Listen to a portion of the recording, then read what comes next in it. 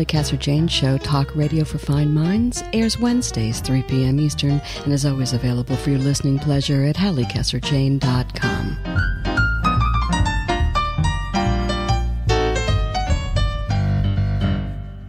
Thanks so much for being here. I am Halli Casser-Jayne. This evening on the Halli Casser-Jayne Show, joining me at my table is Emmy-nominated and Golden Globe-nominated film and television actress Victoria Tennant, here to talk about her new book, Irina Baronova and the ballet Russe de Monte Carlo, her story of Prima Ballerina Irina Baronova, who happened to have been her mom. By the way, Victoria will be joining me at the Miami Book Fair International, November 16th through 23rd at Miami-Dade College in downtown Miami. But before we begin, a brief message from our sponsors.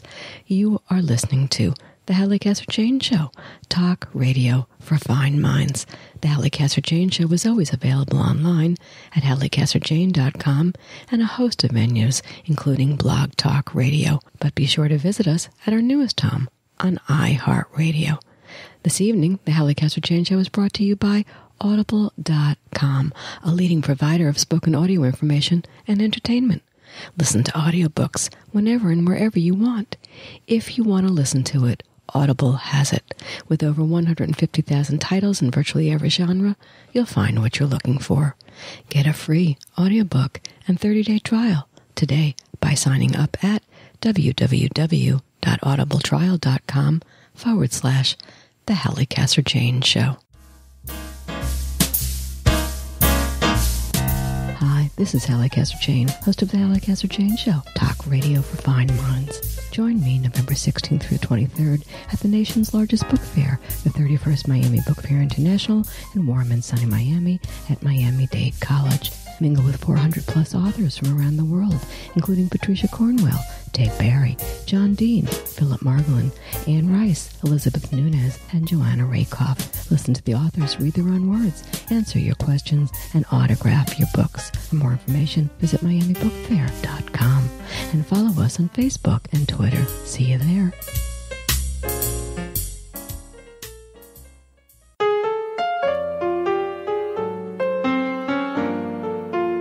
Hello, I'm Halli Casser-Jayne, host of the Halli Casser-Jayne Show.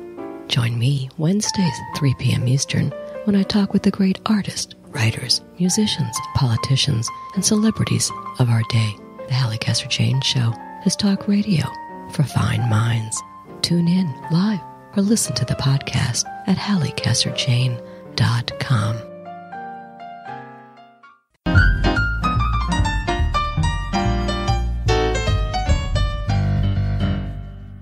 Victoria Tennant is an Emmy-nominated and Golden Globe-nominated film and television actress, best known for her role in the iconic TV miniseries The Winds of War and War and Remembrance, in which she appeared as actor Robert Mitchum's on-screen love interest.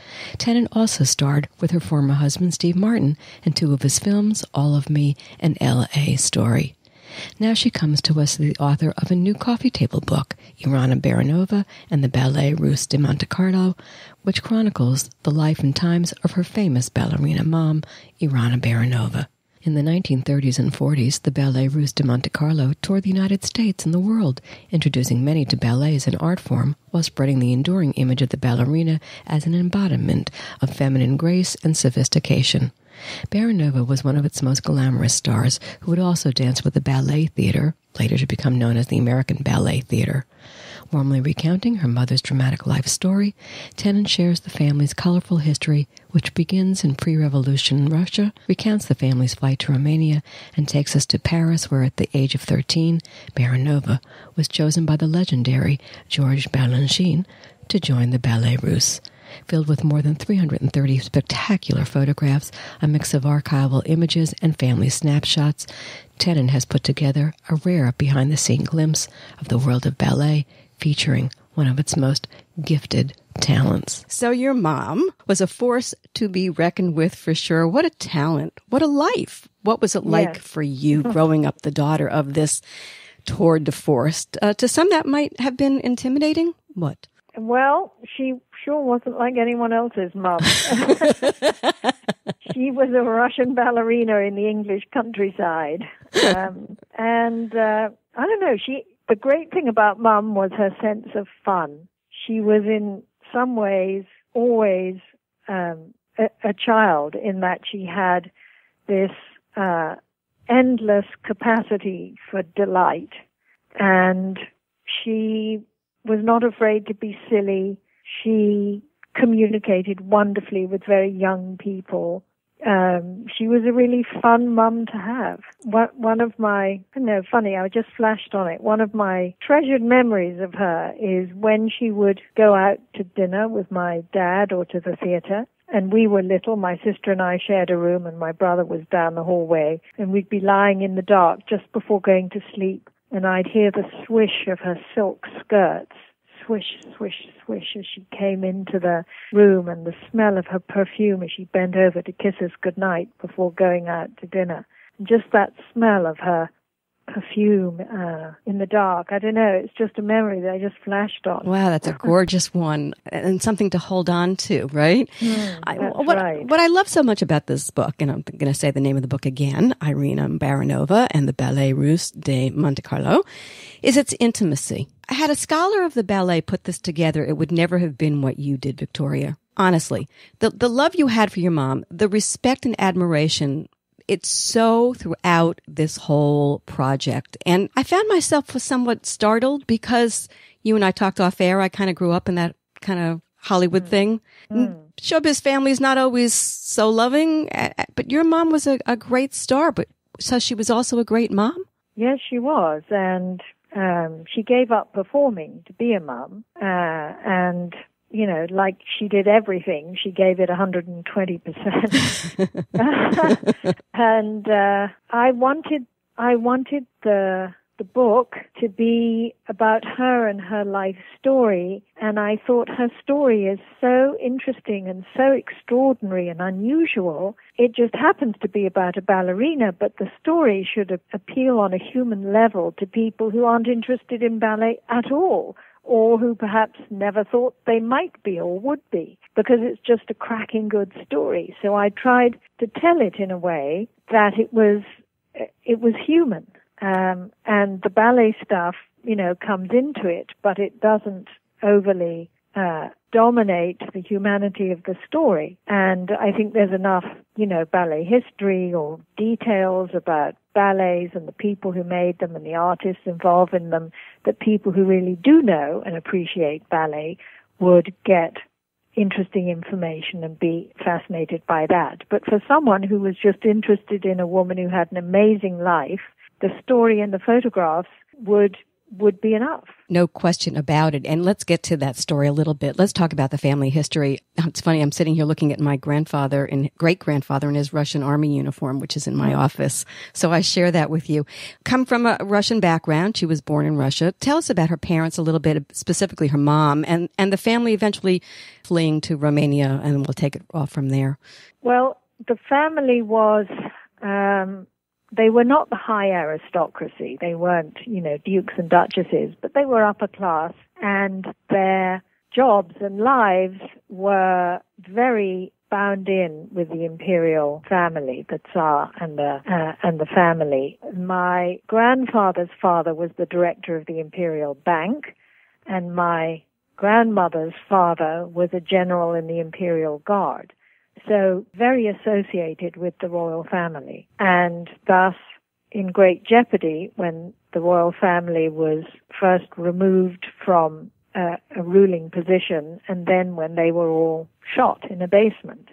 Very, very dangerous association to have. And then ballet was also highly associated with the royal family because they were great patrons of the art. The Tsar personally, out of his personal income, paid for not just 2 ballet companies and the salaries of everyone in the ballet companies, but also the training ballet academy that taught the young dancers how to dance.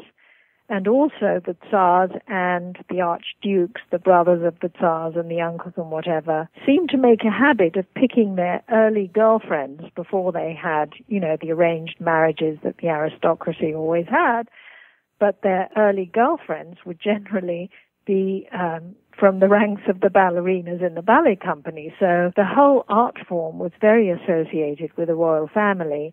And then when the royal family were removed and then murdered, most of the dancers really ended up in Paris, all the white Russians, the dancing refugees, which was, of course, wonderful for the art form in the West, because Fokine and Balanchine and all the Russians that you've ever heard of fled out of Russia because it was a very dangerous job to have. And off they went to Romania.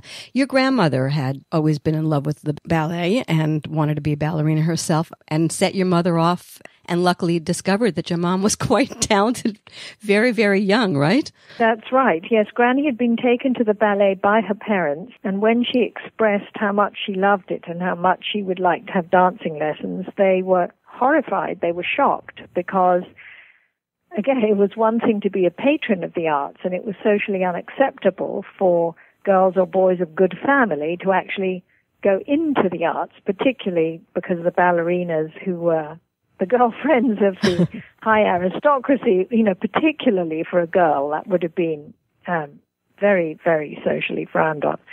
So that dream was not going to be hers, but when they had to flee for their lives across the border into Romania, where they arrived as illegal immigrants in the clothes they stood up in. Eventually, she sent my mother to have ballet lessons to live her dream, because there was no society anymore. It didn't matter what you did. There were no social restrictions on girls and ballet. So off my mother was sent, and she wasn't interested at all. She didn't know what ballet was. She'd never seen a ballet. She'd never heard ballet music. They were so poor she didn't have toys. She drew in the earth with a stick. Her idea of fun was to run around with the other kids in the courtyard behind the factories, and they had slingshots and, sling pebbles at each other. So clinging on to a kitchen table in someone else's tenement flat apartment while the teacher and my grandmother hummed music, because there was no music or piano, she didn't know what she was doing. She thought it was all stupid. And Granny said to Grandpa, look, this isn't going to work unless she sees a ballet, because she has no clue what she's doing.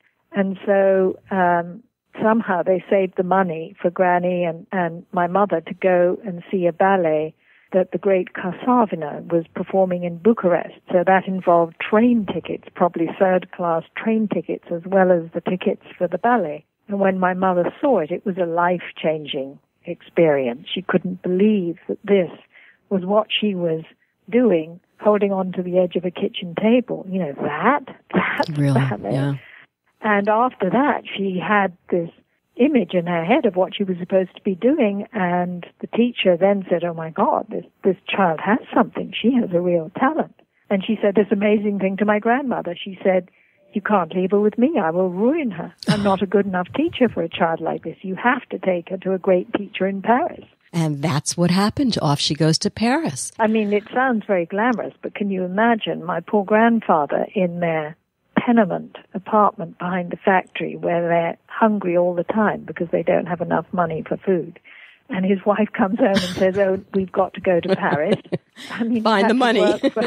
He had to work for over a year to save the money to buy 3 train tickets from Romania to Paris. Then when they got there, they were, again, another incredible teacher who they took my mother to see this wonderful teacher, Madame Preobrazhenska, and she saw my mother dance, and she said, I'll take her, and I know you have no money. I know you can't pay me, and I will still take her. So the generosity of these 2 women, who gave my mother a chance in life. To me, that's such a wonderful part of the story. Let's jump ahead a little bit just for the sake of time and talk about George Balanchine and the Ballet Russe de Monte Carlo and how all of that came to be. Well, so my mother was taking class with Madame Preobrazhenska in Paris, and she was 12 years old, and 2 men showed up in the studio one day, and one was Colonel de Basile, who was a white Russian cavalry officer whose reinvention of himself as a refugee in Paris was he was going to start another ballet company like the Diaghilev Ballet Company. he partnered with René Blum, who ran the Monte Carlo Opera House, and said, if you can get me the theater space, I will hire the dancers and find a patron. And they agreed that George Balanchine would be the ballet master and the choreographer for their first year. And Balanchine had been a great dancer in the old Diaghilev Ballet Company, but he was a baby choreographer now. He was starting to choreograph and make a reputation for himself as a choreographer. So Balanchine agreed to take the job, right, being the ballet master and the choreographer for the new company, but he said he did not want to recreate the old-fashioned big Russian ballets. He wanted modern, he wanted light and speed and youth, and he wanted to hire very young dancers. So they hired a basis of the ballet company from the existing dancers in Paris, but he went around 3 ballet studios looking for very young girls. And he chose these 3 girls, one of whom was my mother. And when they went to my grandparents to say, well, we would like to offer her a job with the new company, they said, but it's impossible. She's 12. She's still in school. She can't go and be a dancer in a ballet company. And somehow de Bazile talked them into it. So she left school at the age of 12. That was the end of her formal education. And Grandpa was left behind working in a factory in Paris, and Granny was the chaperone and took my mother down to Monte Carlo. And she started work, at the age of 12, with the other adult ballet dancers and 2 other young girls, Tamara Tumanova and Tatiana Ryabushinska. And Balanchine was making new ballets. And, he had seen what these girls could do in the studios, and so he devised what was quite an acrobatic feat at the time. No one had ever seen anything like this in a ballet. He had the 3 young girls on the stage doing 32 turns. It's a fouette where your leg shoots out and whips you around. And you whip yourself around and around and around with one leg going out and coming in. And, normally you do 1 or 2, maybe men do 3 or 4 sometimes. But he had them do 32. And this created a sensation. No one had seen anything like it before. When the company came to America on their first tour in 1933, the great American impresario Sol Hurok dreamt up the name the 3 Baby Ballerinas, and it became a sort of, big press thing, the Baby Ballerinas, and it stuck with them their whole lives. When they were 80, they were the Baby Ballerinas. She had quite a beautiful face, and even in her later years, she still looked so gorgeous and so young with that face, which you have some of her characteristics, might I say. I got a digression. Did you ever want to do ballet? Was it ever in the cards, or not? I went to a ballet school. It was a boarding school for budding ballerinas. And my sister and I were day girls in the boarding school, which was social death. And we did ballet every day, 5 days a week. We did, 2 hours of ballet instead of doing any sports. And it was not easy being Baronova's daughter, I can't imagine. You were Picasso's child and you wanted to be a painter. It was a heavy lift, I can tell you, and I think I disappointed everybody. Oh, no. You made up for it in your acting career later, so that was a good thing. We all find our way in life, and it's not always what people think it should be. Another thing is this, I can't even imagine, and I'm sure even you, being the daughter of and hearing the stories, this phenomenal thing that happened to this girl, to this 12-year-old girl. And there was a part in the book that just got to me. I don't remember where it was, but it was Irina, the woman on stage, and Irina, the girl off stage, a child under the absolute control of so many. That, growing up with that. You could see that because rehearsing with the company, performing with the company, and not just performing in the back row of the chorus, but performing as a leading ballerina. She was treated as an adult in a company of adults, and not just as an equal, but she was a star. So on stage and with the company, she had a position amongst other adults that was treated with respect and which was very high achieving. And then when she was not on the stage or in her dressing room, She was a little girl with her hair in braids and knee socks under the absolute authority of her mother. And so this, dual identity that went through her whole life, where she was a great artist among artists, an adult, and then she was this little girl, quite often a naughty little girl, with her mother. And, Granny lived with her. Granny lived with my mum until she died at the age of 93 when my mother was 73. So for the first 73 years of her life, oh, gosh. She was always a child for someone else who was the grown-up. Yeah.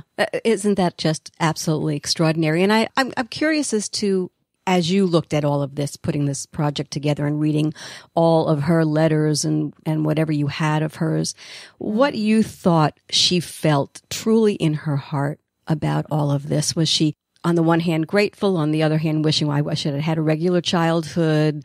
What were her thoughts? Oh, no, I don't think so at all. I think she was over the moon and grateful for the life she was given, because when she left school and joined the company, she was doing what she loved more than anything else in the world, and she was doing it at a very high level. And she did that, every day of her life for the next, 12, 15, 20 years. No, longer than that. I mean, she had Stravinsky playing the piano in rehearsals to explain the new avant-garde music rhythms to the young dancers. She had Miro and Dali and Picasso and Derain and Dufy doing the costumes and the decor. She worked with these extraordinary choreographers, Balanchine and Miassine, Nijinsky and Fokine. I mean, genius giants of the art form. And she created so many wonderful roles, and she partnered so many extraordinary other dancers. I think her life was, privileged as an artist beyond compare, and the sacrifices that she made willingly, and that is not to belittle the sacrifices. The sacrifices were huge, but I don't think she would have exchanged the childhood or the career she had for anything else in the world, because she always thought how lucky you are to be able to do something you love so passionately. Not everyone in the world is lucky enough to have a job they love passionately. No question about that, but I also think that says a great deal about her, because there were a lot of people who had similar advantages as children and didn't understand what they had and then went on to destroy their lives. We all know those stories over and over. Yes. So she was see what I'm saying? She was a well-grounded person. There is no question, more or less, because the next thing is at 17, she elopes. That's right. Yeah. With, however, another huge authority figure. She didn't run off with, a rock and roller. She ran off with the director of the company. who's smart girl, who only had her best interests as a professional ballerina. So, she really exchanged one authority figure, her mother and father, for another one, her husband. And by that time, she was 16. She was already a huge star. She was a prima ballerina, and ballets were being made for her. She was already huge. And she did elope during one of the American tours, where she sneaked out of the theater in the second half of the program, and by the time the parents caught up with the bride and groom at the next stop, they were already married. But the groom was like the director of the company, so somewhat forgiven. Well, George Balanchine made a snarky little remark that's in the that I love. I'm going to quote: "At the Russian tea room, you write that my mother and Jerry bumped into Balanchine. He said that he supposed he should congratulate them on their marriage, but he didn't give it more than a couple of years. Charming." Well, he was only half right. It actually lasted about 8 years. But how many marriages did Mr. Balanchine have? I like your thinking, Victoria. This fair is fair.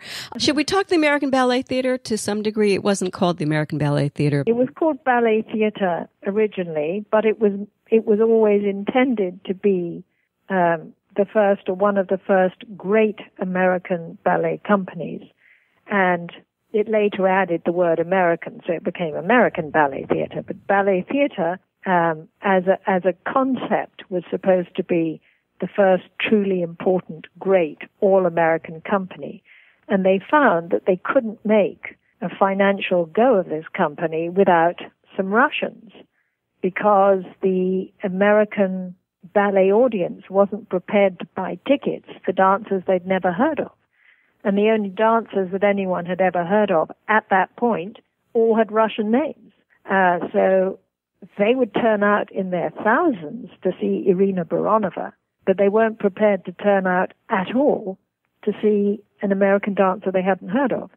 So after a start with American dancers that failed, they then brought in a couple of very famous ballerinas, my mother and Alicia Markova, and together with Anton Dolin as the leading male dancer, the company for the next 2 or 3 years was really led by the Russians, after which the other members of the company who were American became sufficiently well known enough in the new ballets and as dancers in their own right that they could then carry an all-American ballet company forward with all-American dancers.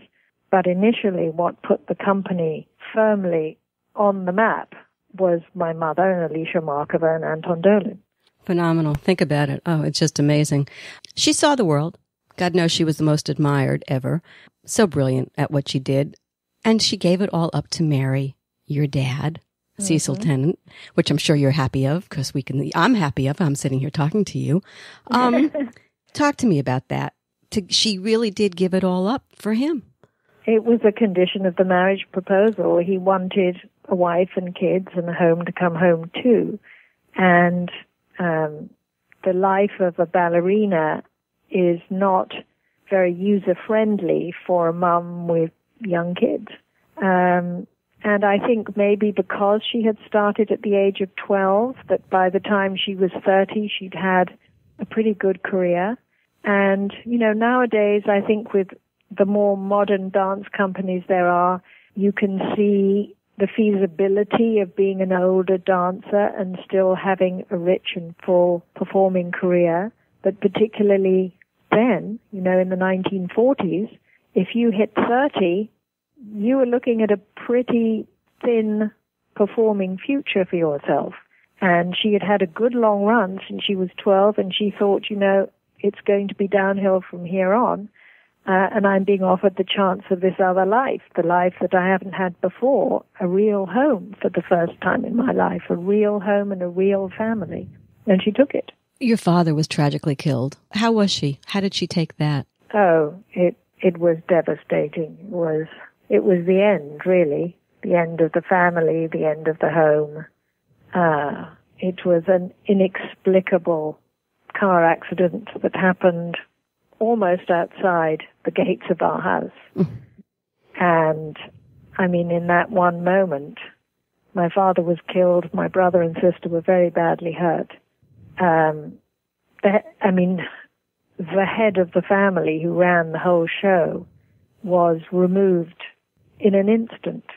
And my mother was not prepared for that in any way whatsoever. We were completely lost.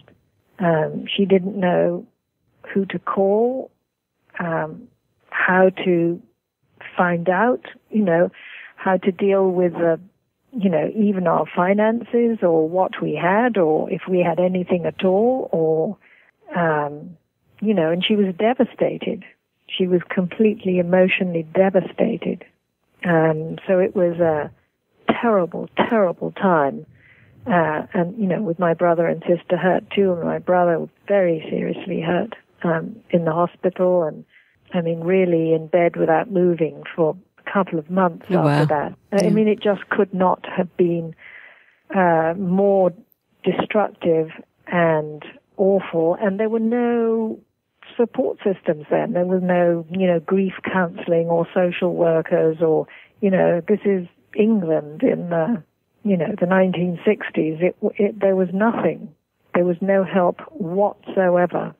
And, it was terrible. I mean, within a year and a half, my mother had sold the house to pay the death duties, and we didn't have a home anymore, and we really didn't have much of a family either. For years, my brother, sister, and I, and my mother, we were scattered in different countries, different continents, seeing each other quite rarely and infrequently.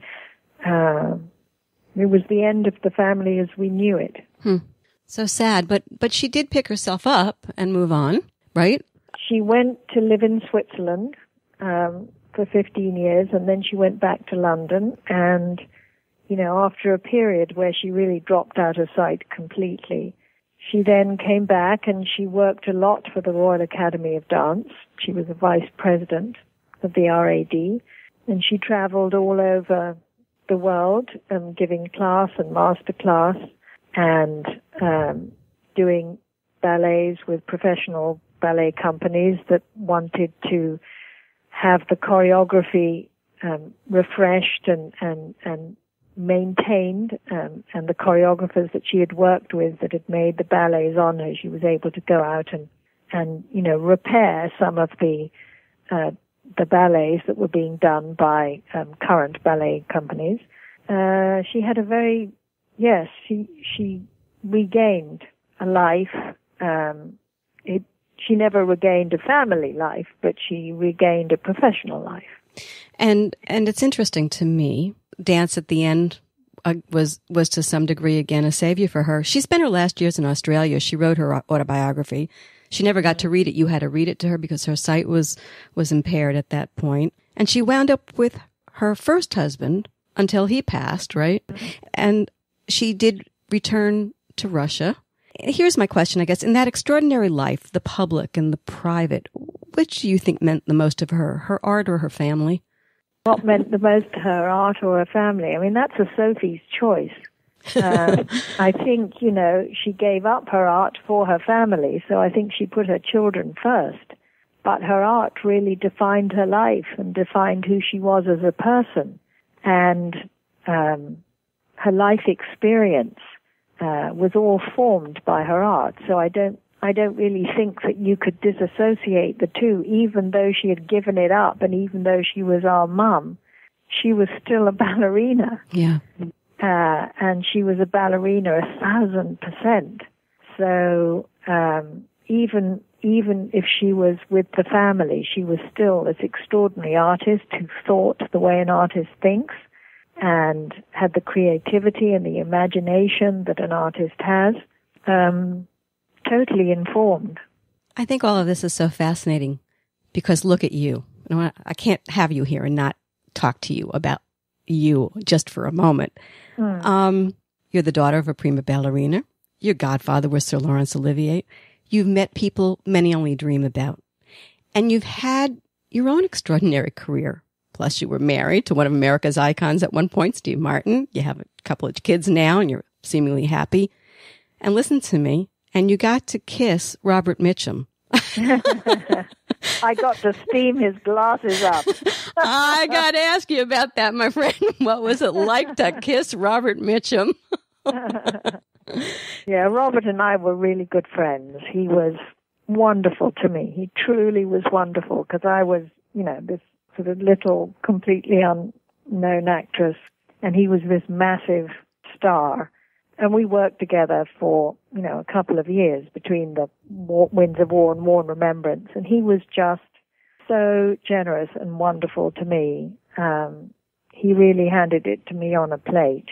And it was a great experience and a great learning experience for me working with him. And he sort of adopted me into the family. He introduced me to his daughter, who was the same age as me, and we're great friends, have been ever since. And his wife, Dorothy, they folded me in. What are you doing for Thanksgiving? Nothing. I was in a hotel. Oh, you're going to have Thanksgiving with us. What are you doing for Christmas? I mean, they could not have been kinder to me. And he was just so interesting. He had so many stories, and he'd worked with everyone you'd ever heard of. I mean, to sit in the deck chair next to him in between, shots, waiting to be called to work, and listening to him talk about, John Wayne and Ava Gardner and Marilyn Monroe and Rosalind Russell. I mean, it was just amazing. How old were you at the time that was filming the first with the Winds of War? 33, I think. And you look like you were 23. And absolutely, can I tell you something? I just watched the whole thing all over again. Oh. You were so brilliant in that. You gave a flawless performance, and you were stunning to boot. Honest to God, I wish that series would come back to TV because it's iconic. It's pretty amazing. I don't think that anything that epic will ever be made again for television. I mean, no one would spend that kind of money. And the other thing is, I realized pretty recently, it's probably the last big work on film that was done without computer-generated special effects. Really? Everything you see there is real. That when they recreated the bombing of Pearl Harbor, those are real battleships and real planes and real sailors jumping into the water. There were real tanks and real submarines. Now you wouldn't do that. You'd just create it in the computer. That was the last time it was done like that, and it was pretty amazing to watch them do it, too. I used to go and watch the big scenes being filmed, even if I wasn't in them, just because it was an extraordinary sight. You probably could not do that because I don't think that anybody would allow on TV some of the true footage that was there.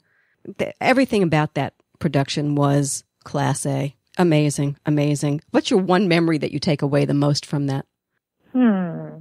Well, Tell me. What was pretty funny, we filmed a lot in what was then Yugoslavia in the winter, January and February, and lots of snow around and that. And for filming the interior scenes where Yugoslavia was standing in for Russia, the Russian front, scenes in Vienna or outside scenes in other countries, it was all done there. But inside some of the buildings that we filmed in, palaces or sort of grand buildings, they weren't heated. So sometimes it was much colder filming indoors than it was outdoors, because when you were outdoors, you got to wear a fur coat, and indoors you were in just a thin dress, and it was completely unheated, and it was as cold inside. And, I mean, I can remember touching knives and forks and plates and glasses, and they were icy to the touch. Everything was freezing. Your breath was smoking inside because it was so cold, and we would have to chew ice cubes just before a close-up to try and make our breath cold when we spoke so that it wouldn't smoke on camera. I love it. Unbelievable. How did you get that role, by the way? I never knew. Auditioning. Seriously? Yeah, it was grueling. I met the director, producer Dan Curtis, and other associate producers at a hotel in London, and read for them in a casting session. And then Dan said, "Well, would you like to stay for dinner?" And I thought, oh gosh, maybe this is going well. So I said, yes, please. And so I had dinner with them. And then they all disappeared. And then 2 months later, they all came back again. And I had to put on a army uniform and hair and makeup and do a film test for them. And then they all went away again. Oh, my God. And, and then it was like another 2 or 3 months. And I got the call saying, can you get on a plane on Thursday? Well, you've got the job. You start work next week. And meanwhile, can you go to the costume house and get your costumes? And because it was now at such short notice, I couldn't work with a costume designer. So luckily, I had done all my homework, knowing when the job was starting and thinking, even though they don't seem to have made their mind up yet, if I don't do my homework now, I won't be ready for it if they actually offer me the job. So I went to the great costume house in London at the time, Berlin's End. I had all the scene breakdowns. I mean, months and months worth of filming, breakdown of the scenes, and the lists of what was required for every scene, shoes and hats and jackets and sweaters and long dresses and short dresses and what have you. And we did the whole thing. The in-house, wardrobe mistresses and myself. And then these hampers of costumes were sent to Los Angeles with me on the plane, and I took them all down to Paramount Studios the first week when I arrived in Los Angeles before starting work, to show all the costumes to Dan Curtis, the director, and the production designer, and everyone else. And I had the luxury, because there was no one supervising me, of picking whatever I thought was right for my character. So I do a parade of these clothes for them, and there's this silence, and Dan Curtis says to me, "Gee, Victoria, they're awful dowdy."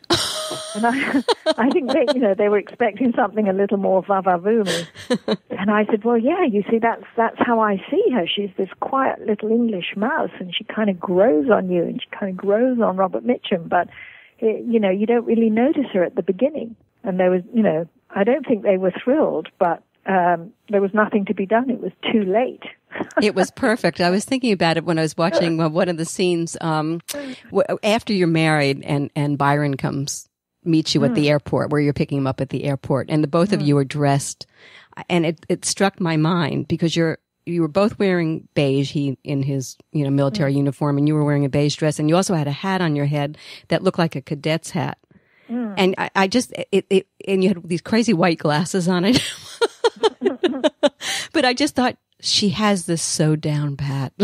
I mean, it was a phenomenal job on your part. Job. Yeah, I'll bet you did. I'll bet you did. I'll bet you were scared to death the first couple of days you went in and had to work with all these big old people. Oh, the first day, nightmare. I caught this awful flu bug on the plane on the way to Los Angeles.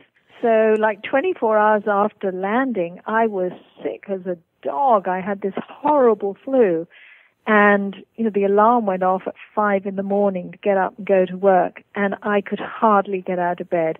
I am not exaggerating. I crawled on my hands and knees to the little fridge in my hotel room, and I thought, if I could just get myself to drink something, I felt so sick, and I poured myself into the car that showed up at, 5:45, and they drove me all the way down to Long Beach, where we were going to film on the Queen Mary for the first week of filming. And, I must have looked like death warmed up. And I poured myself out of the car, and I thought, if I could just have, a cup of tea and a piece of toast, I might feel better. And they said, "Right, come along and meet Mr. Mitchum." And I thought, "Oh, my God, can't I go into makeup first?" You hadn't met him before? Just come and Houston, there'd be some rehearsal. None of it. And I thought, "Oh, my God, I can't believe it. Not only are we not going to rehearse, but we're not even going to meet."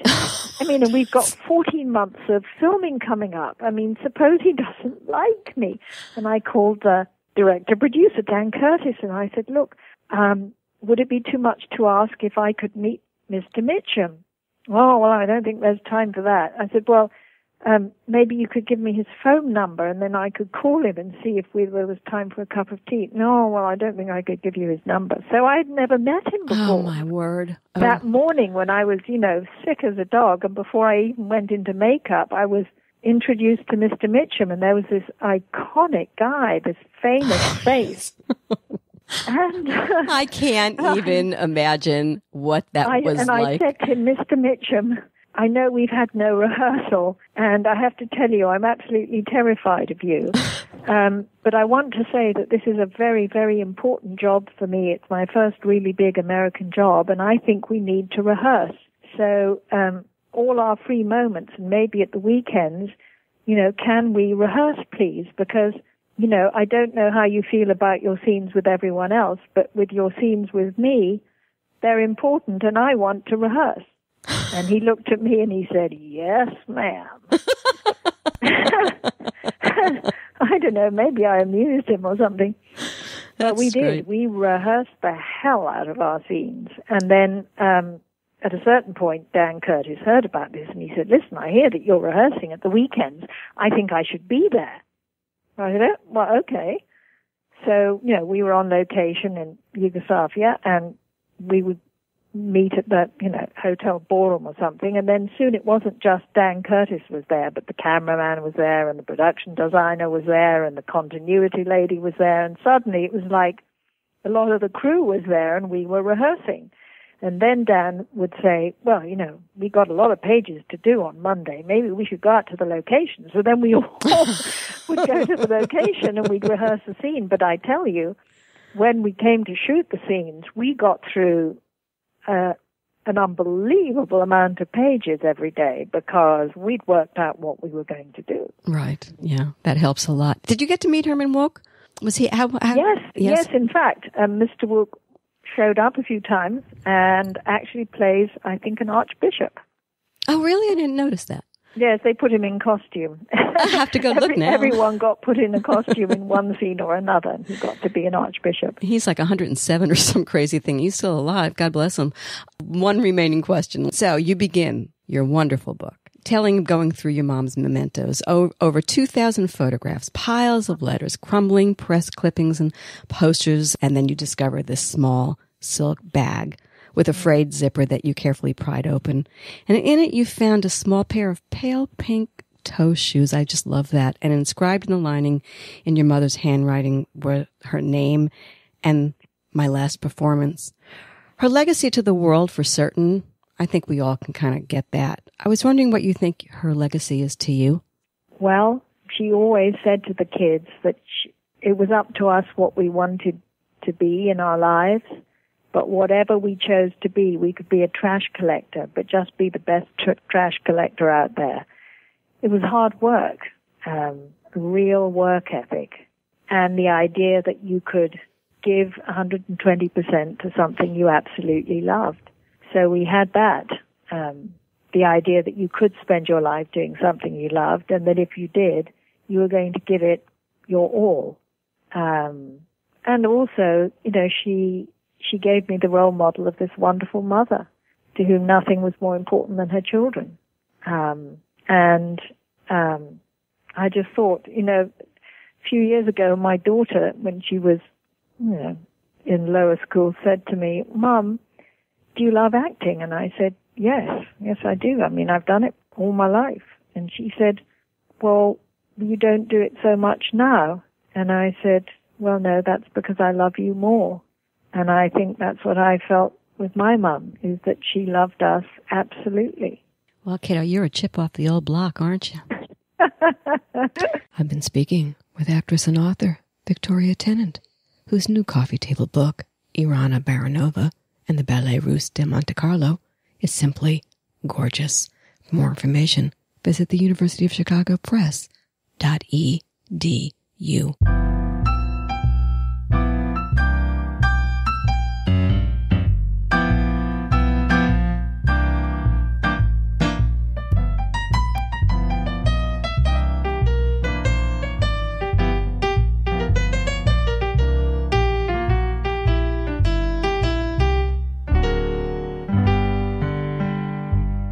Before I go, I want to remind everyone that podcasts of current and past shows are always available to listen to free on iTunes under the Halli Casser-Jayne Show.